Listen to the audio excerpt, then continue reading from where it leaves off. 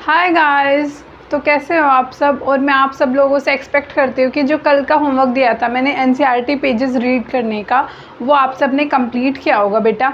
और आज के लेक्चर में हम डिस्कस करने वाले हैं अपना नया टॉपिक ओम्स लॉ और इसके कुछ न्यूमेरिकल्स, ये किन प्रॉपर्टीज़ के ऊपर काम करता है। ठीक है, इस लेक्चर में हम ये सब डिस्कस करेंगे बेटा।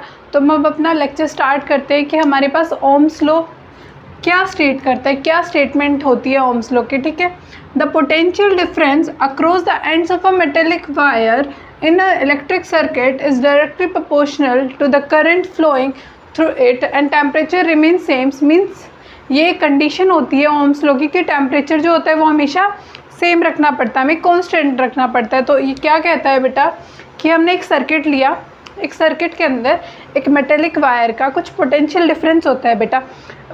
मेटेलिक वायर है, पोटेंशियल डिफरेंस है कुछ, मींस इसके अंदर से चार्जेस फ्लो कर रहे होंगे। चार्जेस फ्लो कर रहे हैं बेटा तो इसका कुछ करंट होगा। ये करंट और इसका इस मेटेलिक वायर का जो पोटेंशियल डिफरेंस होता है वो आपस में एक दूसरे के डायरेक्टली प्रोपोर्शनल होते हैं। यही हमारी ओम्स लॉ की स्टेटमेंट है कि जो पोटेंशियल डिफरेंस होता है जिसे हम V से डिनोट करते हैं, ये डायरेक्टली प्रोपोर्शनल होता है किसके, करंट के, जो उस मेटेलिक वायर के अंदर फ्लो कर रहा होता है। और हमारा टेम्परेचर क्या होना चाहिए, सेम होना चाहिए। ये कंडीशन होती है ओम्स लॉ की बेटा। ठीक है, उसके बाद क्या कहा ओम्स लॉ में, मैथमेटिकली हम लोग इसे प्रूव कैसे करते हैं, क्या एक्सप्रेशन होती है मैथमेटिकली, अब हम ये देखते हैं। ठीक है, देखो बेटा V मैंने बताया डायरेक्टली प्रोपोर्शनल होता है किसके, करंट के। ठीक है, तो V directly proportional to I।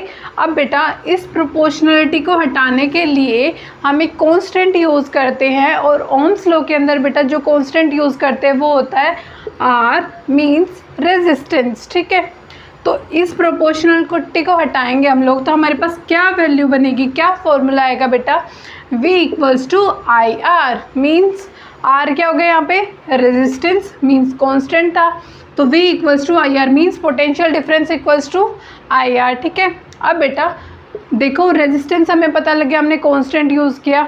अब आपको पता होगा एक VI ग्राफ हमें एनसीईआरटी में भी दे रखा है। अब आप मुझे बताओ, जब एक वैल्यू दूसरी वैल्यू के डायरेक्टली प्रोपोर्शनल होती है तो उसका ग्राफ कैसा बनता है बेटा, उसका ग्राफ आता है हमेशा स्ट्रेट लाइन। ठीक है, तो हमारे पास पोटेंशियल डिफरेंस डायरेक्टली प्रोपोर्शनल है किसके बेटा, करंट के, तो हमारे पास इसका ग्राफ क्या आएगा, मीन्स स्ट्रेट लाइन। हमारा ग्राफ क्या होगा, स्ट्रेट लाइन। ये VI ग्राफ, एक मिनट बेटा, ये VI ग्राफ आ जाएगा हमारे पास। ठीक है, उसके बाद बेटा हम इस प्रॉपर्टी को पढ़ते हैं रेजिस्टेंस की। रेजिस्टेंस होता क्या है, अब हमने ये तो पता लग गया ओम्स लॉ से कि कांस्टेंट होता है, लेकिन देखो रेजिस्टेंस मीन्स R से डिनोट किया हमने इसे। ठीक है, अब देखो रेजिस्टेंस की क्या डेफिनेशन होती है बेटा, it is the property of a conductor to resist the flow of charge. Means conductors कैसे होते हैं, जैसे वायर हो गया, कोई मेटेलिक बॉडी हो गई, वो होते हैं ऐसे कंडक्टर्स। ठीक है, अब कंडक्टर्स की ऐसी प्रॉपर्टी होती है रेजिस्टेंस, जो चार्जेस का फ्लो हो रहा होता है उसे रोकती है। मीन्स देखो एक मेटेलिक वायर है या फिर कोई भी कंडक्टर है बेटा, उसके अंदर से हमारे पास चार्ज फ्लो कर रहा है, उस फ्लो जो चार्ज का फ्लो हो रहा है उस फ्लो को रोकने के लिए जो प्रॉपर्टी यूज़ होती है उस प्रॉपर्टी को हम बोलते हैं बेटा रेजिस्टेंस। ठीक है, मीन्स एक कंडक्टर है, उसके अंदर से चार्ज फ्लो कर रहा है, इस चार्ज के फ्लो को रोकने के लिए जो प्रॉपर्टी यूज़ होती है वो होती है हमारी रेजिस्टेंस बेटा। इसकी SI यूनिट होती है ओम्स। अब बेटा कोई बता सकता है मुझे ये ओम के अलावा एक दूसरी और इसकी क्या यूनिट हो सकती है, देखो हम लोग उस यूनिट को कैसे निकालेंगे, मीन्स ओम हमारा किसके इक्वल होगा। ठीक है, हमारे पास बेटा ओम्स लॉ से क्या फॉर्मूला आया था, V इक्वल्स टू IR। ठीक है बेटा, अब देखो V डिवाइडेड बाय में I हम लेकर आते हैं तो बेटा हमारे पास क्या फॉर्मूला आता है, V डिवाइडेड बाय में I equals to R, means resistance के इक्वल हो जाता है। अब बेटा कोई बताओ मुझे कि V पोटेंशियल डिफरेंस होता है, पोटेंशियल डिफरेंस की बेटा क्या SI यूनिट होती है, वोल्ट, और I मीन्स क्या होता है बेटा, करंट, करंट की SI यूनिट क्या होती है बेटा, एम्पियर्स। ठीक है, तो बेटा और ये किसके इक्वल हो गया, R के, तो मीन्स ओम्स जो SI यूनिट है किसकी, रेजिस्टेंस की, ये SI यूनिट हमारी किसके इक्वल हो सकती है, यही SI यूनिट बेटा इक्वल हो सकती है वोल्ट पर एम्पियर के। मीन्स ओम जो होता है वो इक्वल होगा किसके, वोल्ट पर एम्पियर। उसके बाद बेटा एक इंस्ट्रूमेंट होता है जो रेजिस्टेंस को मेज़र करता है कि इस कंडक्टर के अंदर कितना चार्जेस का फ्लो हो रहा है, क्योंकि ये भी हमें मेजर करने के लिए ज़रूरी होता है कि हमें ये पता लग सके कि एक कंडक्टर के अंदर कितना चार्जेस का फ्लो हो रहा है, वो रोका जा रहा है, ठीक है। तो रियोस्टैट बेटा ये इंस्ट्रूमेंट होता है जो हमें बताता है कि कितनी रेजिस्टेंस उस कंडक्टर के अंदर लगी हुई है, कितना चार्जेस का फ्लो जो होता है वो रोक रहा है, ठीक है। उस डिवाइस को बोलते हैं रियोस्टैट, ठीक है बेटा। अब हम पढ़ते हैं कि रेजिस्टेंस जो होता है वो हमारा किस चीज़ के डायरेक्टली प्रोपोर्शनल होता है, किसके इन्वर्सली प्रोपोर्शनल होता है, ठीक है। कि रेजिस्टेंस जो होता है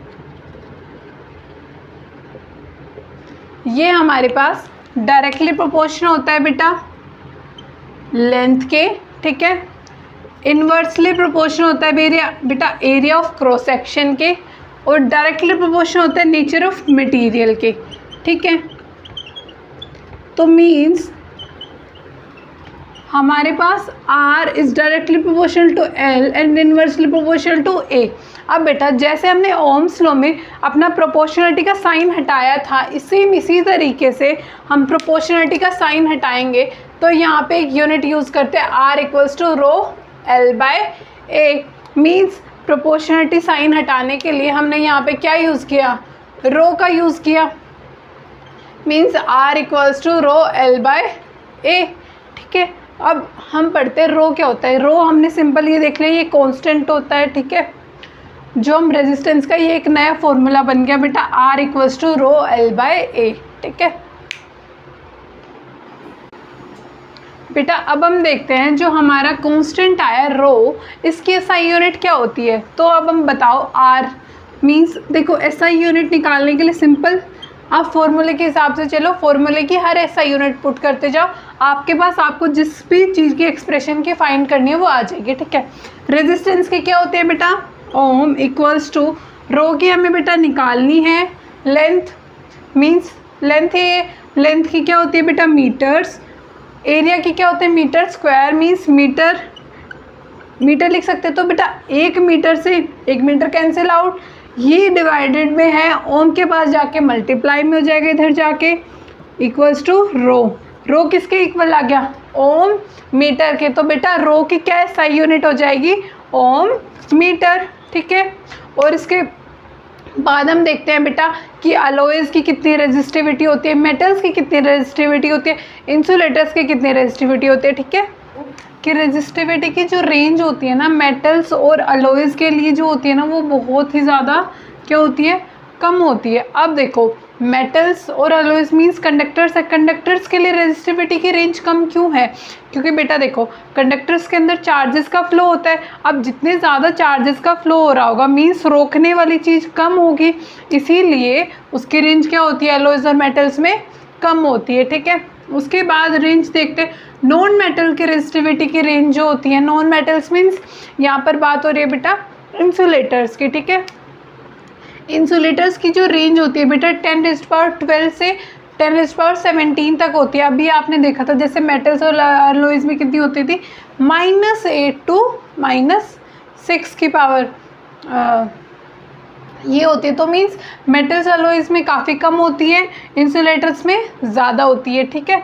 उसके बाद पॉइंट आता है कॉपर्स और एल्यूमिनियम्स बेटा हम लोग यूज़ करते हैं इलेक्ट्रिकल ट्रांसमिशन के अंदर। अब इलेक्ट्रिकल ट्रांसमिशंस के अंदर क्यों यूज़ करते हैं, क्योंकि उसकी रेजिस्टिविटी जो होती है वो बेटा लो होती है, ठीक है। उसके बाद एक बहुत ज़्यादा अच्छा क्वेश्चन आता है और ये रिपीटेड क्वेश्चन भी है काफ़ी बार बोर्ड्स में भी, कि हम लोग अलॉयज़ को क्यों यूज़ करते हैं हीटिंग एलिमेंट डिवाइसेस में, ना कि मेटल्स को यूज़ नहीं करते। क्योंकि बेटा एज़ कम्पेयर टू मेटल्स और अलॉयज़ की जो रेजिस्टिविटी होती है ना वो ज़्यादा होती है मेटल से, ठीक है। इसीलिए हम लोग इसे इलेक्ट्रिकल हीटिंग डिवाइसेस में यूज़ करते हैं ताकि इजीली हमारे जो डिवाइसेस हैं वो बर्न ना करे, ठीक है। देखो बेटा एक छोटा सा पॉइंट और होता है रेजिस्टिविटी, ठीक है।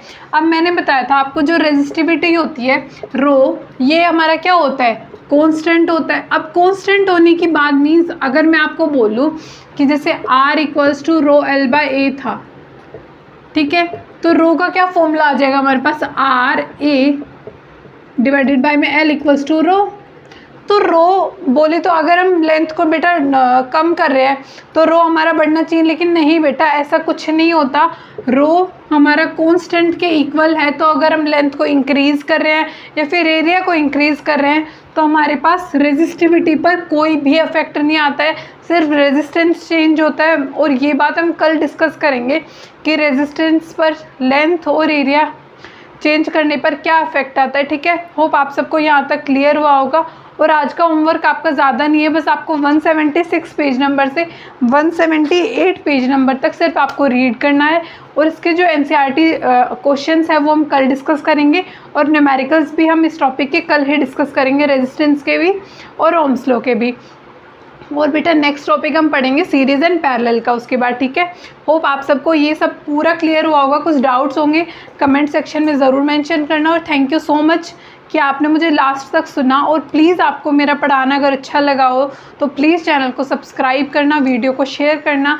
Thank you so much, see you in the next video.